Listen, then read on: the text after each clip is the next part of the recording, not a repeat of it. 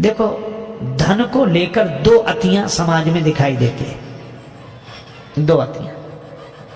कुछ लोग हैं जो धन को छोड़ते नहीं हैं, और कुछ लोग हैं जरूरत तो है पर मन ही मन दमन के भाव से यश पाने के लिए छूते नहीं। कुछ लोग छोड़ते नहीं है, कुछ लोग छूते नहीं है। एक जगह सेवा कार्य की दृष्टि से आयोजन हुआ। लोगों ने अपने मित्र से कहा कि तुम इतने धनी आदमी हो, दो कुछ। कहने लगा कि अब सब लोग दे रहे हैं तो हमारा देना जरूरी है क्या? अरे भाई, तो सब लोगों का अपनी करने का फल मिलेगा, तुम भी तो कुछ कर लो। अच्छा तो ठीक है, अच्छा एक काम करते हैं, क्या कल देंगे? ठीक है। दूसरे दिन आया 1 रुपया लेकर, पुराना जमाना, चांदी का रुपया, सो मुट्ठी में दबाए। अब सोचे दें कि न दें, दें कि न दें, दे देना चाहिए। अच्छा, फिर बोला अब जरूरी थोड़ी कि हम भी दें, इतने लोग दे ही रहे हैं। फिर अब जैसे जैसे देने का मन आवे वैसे मुट्ठी और कड़ाई से बंद करे, लेकिन सोचा अब दे ही डालें। अब आध घंटा तो यही सोचता रहा, दें कि न दें, दें कि न दें। फिर सोचा देख लें एक बार, फिर तो ये देखने को मिलेगा नहीं। सो जैसे ही मुट्ठी खोली तो हाथ पसीज गया था, दिल तो नहीं पसीजा, हाथ पसीज गया, पसीना आया। और जो देखा कि हाथ पसीज गया, पसीना, सब रुपए से बोला अरे तुम बहुत रोते हो, हम तुम्हें किसी को नहीं देंगे, फिर जेब में रखेंगे। एक वे हैं जो छोड़ते नहीं। हाँ, मुझे एक संत कथा सुना रहे थे। एक सज्जन का नाम था दानचंद। गंगा जी से 12 किलोमीटर दूर उनका गांव था। दानचंद को भगवान ने संपन्नता तो दी थी, धन तो दिया था, लेकिन लोभ ही इतने थे कि लोगों ने व्यंग में ही उनका नाम दानचंद रख दिया था। कभी कोई पुण्य कार्य नहीं किया, कहते खर्च होगा। तो पत्नी ने कहा कि गंगा जी नहाया और 12 किलोमीटर दूर हैं, इसमें क्या खर्च हो रहा है, चले जाओ। सवारी की भी जरूरत नहीं, पैदल पैदल चले जाओ, पर गंगा जी तो नहा लो। ठीक है, बहुत कहा तो सोचा जीवन में एक बार गंगा जी नहा लें, क्या हर्ज, 12 किलोमीटर दूर है गंगा जी, जा पैदल पैदल गया, खर्चा कौन करे सवारी।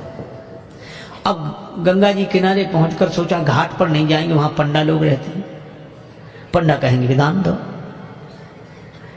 तो मुर्दा घाट पर गए। मुर्दा घाट तो खाली रहता, कभी कभी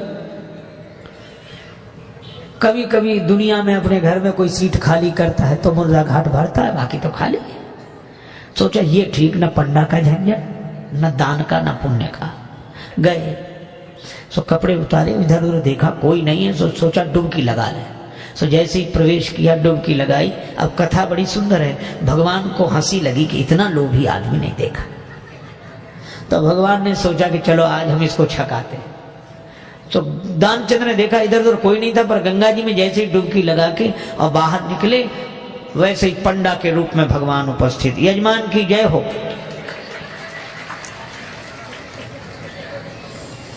दानचंद बोले तुम कौन हो? भगवान ने कहा कि हम पंडा हैं, संतोषी ब्राह्मण है, इसी घाट पे पड़े रहते हैं। दानचंद बोले मुर्दा घाट भी नहीं छोड़ा। पंडा जी बोले हम संतोषी ब्राह्मण हैं और घाट पर तो और पंडा लोग रहते हैं, हम तो यहीं पड़े रहते हैं, और हमारे लिए कोई ना कोई आप जैसा यजमान आ जाता, 1-1 वर्ष तक का खाने पीने का इंतजाम कर देता है। दानचंद बोले 1-1 वर्ष इंतजाम? हम एक दिन का भी नहीं कर सकते, एक समय का भी नहीं। पंडा जी बोले कोई जबरदस्ती थोड़ा ही है, आपकी जैसी श्रद्धा हो, कुछ ना कुछ तो देना पड़ेगा। दानचंद बोले हमने आज तक नहीं दिया। पंडा जी बोले आज तो देना पड़ेगा। तो अब सोचा क्या कर, बोले उधार दे रहे हैं। उधार? हाँ। कितना? बस वो 1 धेला, उन दिनों चलता था 1 धेला, बस 1 पैसा। भगवान ने कहा चल दिया, तो संकल्प करा लिया 1 धेला उधार देकर। 12 किलोमीटर गया, नहाया, फिर 12 किलोमीटर पैदल चलकर आया। शाम होने को आई, थका हुआ दानचंद बेचारा घर में भीतर सोने ही जा रहा था। तब तक दरवाजे पे आवाज आई, यजमान की जय हो। दानचंद का देखो कौन है। पत्नी बाहर गई, देख कर आई और बोली किसी पंडा से कुछ देने के लिए कह आए थे। दानचंद जी ने कहा था, बोले आ गए, बाहर आई हैं। दानचंद बोले आ गया वो? हाँ। दानचंद बोले कि कह दो कि अभी दानचंद बीमार हैं, 2-4 दिन बाद आना। पत्नी ने कहा कि वो तबीयत खराब हो गई, वो बीमार ज्यादा है, आप 2-4 दिन बाद आना। पंडा जी बोले दान मिले चाहे ना मिले, पर हमारे संकल्प में वो हमारे यजमान बीमार हो, ऐसे संकट के समय यजमान को छोड़ना धर्म नहीं। हम भी यहीं रहेंगे जब तक वो स्वस्थ नहीं हो जाते, यही इंतजाम कर दे।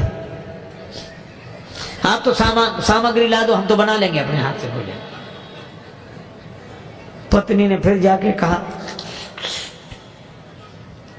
पर दानचंद भी अद्भुत आदमी, कहने लगा नहीं जा रहा ना, वो लोग कह रहे यहीं रहेंगे जब तक बीमार रहोगे। दानचंद बोला तो कह दो मर गए हो। तब ये ऐसे कैसे कह दें? दानचंद बोले तुम कह दो हम श्वास रोके पड़े रहेंगे। पत्नी ने झूठे जाकर रोते हुए अभी अभी चले गए वो समाप्त। पंडा जी बोले चले गए, मर गए? अरे राम राम, लेकिन यजमान का जब तक अंतिम संस्कार ना हो जाए हम कैसे जा सकते?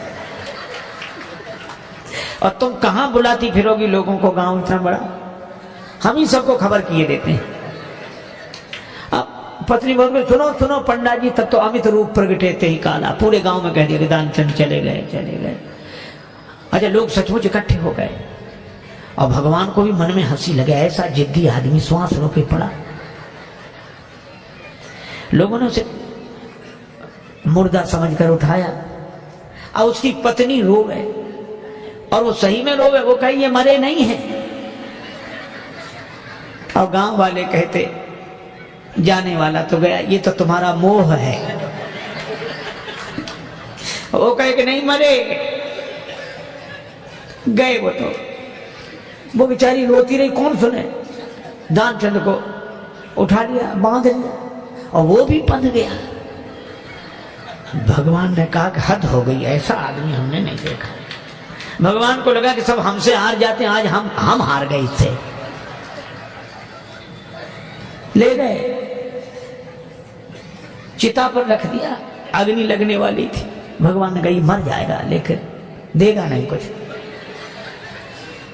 तो भगवान ने कहा कि यजमान के कान में हम कुछ मंत्र बोलेंगे। हाँ ठीक है। सो भगवान ने कान में कहा, आया हूं बैकुंठ से तुम हित नाता जोड़। भगवान ने कहा कि हम हार गए, हम भगवान हैं, बैकुंठ से आए, तुमसे नाता हमने जोड़ा।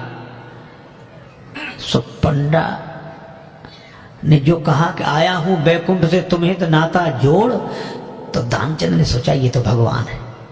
सो आंख खोली, और जो आंख खोली तो वही पंडा, और जो पंडा को देखा तो फिर आंख बंद कर ली।